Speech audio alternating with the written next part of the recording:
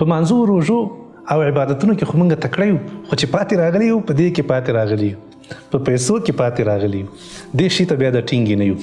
دا د افسوس ځای ده. حقیقي ایمان چې معلومیږي که نه په دې کې معلومیږي.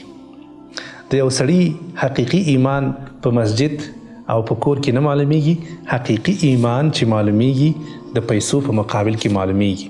که چېرته یو انسان راولاړ شو حلال او حرامو ترمنځ فرق وکړي او دا ویل چې دا زما حق ده او دا پردی حق ده، دا چې د بل چا باندې دي او دا چې دی دا د زکات مال ده او دا مې خپلې دي، که یو نفر راولګېد او دا توفیر یې وکړي دا په دې معنا ده چې دا واقعا مسلمان ده.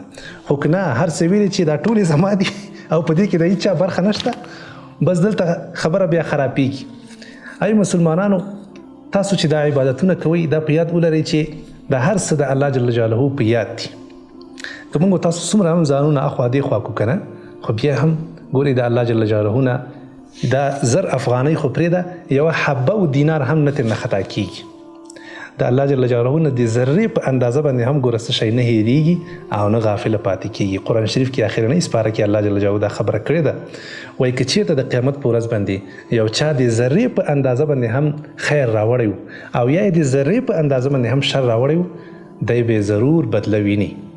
او په یو اثر کې راځي نبی علیه الصلاة والسلام فرمایي یو نفر د راولاړ شو او یوه خزله پرته وه په جومات کې، وړوکی غوندې څه شی پروت په جومات کې، دا یې راواخیسته او د باندې وغورځاو، یا بعضې خلک دې په جب کې اچي بیا د باندې وغورځوي که نه، وایي دا به هم د قیامت په ورځ باندې راوړل شي او د ده په تله د میزان کې به وغورځېږي.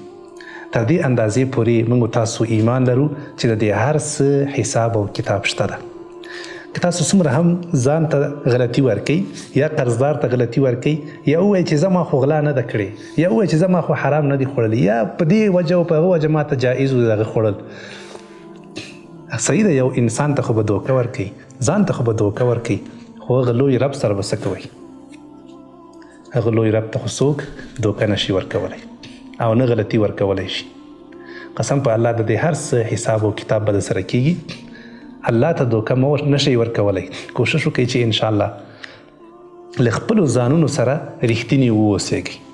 دا د انسان ته مسلمان ته الله جل جلاله ضمیر ورکړی ده چې د هر څه په اړه د سره معلومات شته دي، چې څه مې غلط کړي دي او څه مې صحیح کړي، دا هر څه دته واضحه دي. خو دا چې موږ تاسو سترګې په پټو دا د افسوس ځای ده.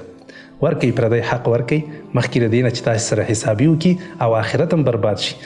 کله چې زما ایمان په دې باندې پوخ شوی ده چې زه به دا خپله روژه او دا خپل لمونځ د دې په مقابل کې خرڅوم، هېڅ وخت کې هم دا جرأت نشم کولی چې پردی مال وخورم او د تل لپاره په دې فکر کې چې څنګه دا حسابیانې زه تصفیه کړم مخکې له دې نه چې مرګ ماته راشي.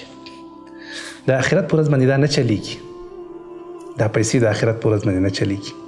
خو دا حق چې تا باندې پاتې شو او تا په دې خپل جب کې واچو، په یاد ولره چې د دغه په مقابل کې به ته خپله روژه ورکوې د آخرت په ورځ، خپل لمونځ به ورکوې، هغه اذکار چې تا کړي هغه به ورکوې. څومره د افسوس ځای ده چې ته د آخرت په ورځ باندې بیا خالي لاس ولاړې د پیسو په مقابل کې. د آخرت په ورځ باندې نه ډالر چلیږي، نه سره زر چلیږي، نه سپین زر، نه افغاني، هېڅ یو شی نه چلیږي. کوشش وکئ مخکې له دې نه چې تاسې سره حسابي وکړي، خپل ځان سره حسابي وکړئ او له نورو خلکو سره حسابیانې تصفیه کوئ. الله جل جلاله به دنیا او آخرت ستاسې روښانه کوي. دا پردی مال ورکئ، واخلئ پردی مال، واخلئ دا ستا دي، واخله دا ستا دي ورور، والله که په دې کې غریب شي دا د الله مال د ماته الله راکړی بېرته یې رانه اخلي. حقیقي مال دا د مالک د دې مال الله ده. ګوره زه نه یم، یو وخت ما سره هېڅ هم نو الله راکړې، یو وخت یو هېڅ هم نه وي، بېرته به یې رانه واخلي.